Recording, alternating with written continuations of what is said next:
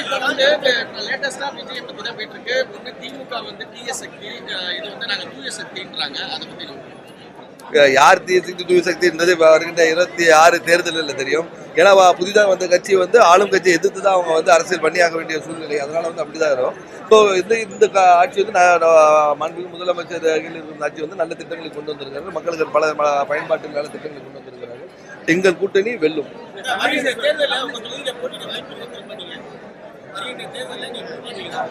நான் எம்பியா இருக்கல, எதுக்கு திரும்பி எம்எல்ஏ. அதாவது கன்னியாகுமரி தொகுதியில் அது கூடுதல் சட்டமன்ற உறுப்பினர்கள் இருக்கிறாங்க. அதே போல வந்து அகில இந்திய காங்கிரஸ் கமிட்டியில் கூடுதல் சீட்டுகள் கேட்கும்போது கன்னியாகுமரி கிடைத்த சந்தோஷம்.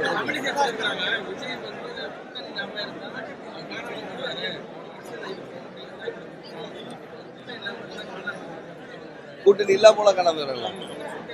அதாவது இந்த கூட்டணியோடைய நாம வந்து உங்களுக்கு இன்னும் 2 மாதங்கள் இருக்கிறது. தேர்தல் நெருங்க பல இது இருக்கும். எங்களுடைய கூட்டணி வலுவாக இருக்கிறது. மற்றவர்களை பத்தி கருத்து சொல்ல இல்லை, அதை பத்தி கருத்து இல்லை. கண்டிப்பாக இருக்கு. கண்டிப்பாக வெற்றி வாய்ப்பு ரொம்ப நல்லா இருக்கிறது. கண்டிப்பாக மீண்டும் ஆட்சி அமைப்போம். தொகுதிகளை வந்து இப்ப நம்ம பேசக்கூடிய இப்போதே களத்தில் பொறுத்த வரைக்கும் மக்களின் எதிர்பார்ப்புகள் நல்லா இருக்கிறது. இப்போ இன்னும் தேர்தல் நெருங்க கலைஞர்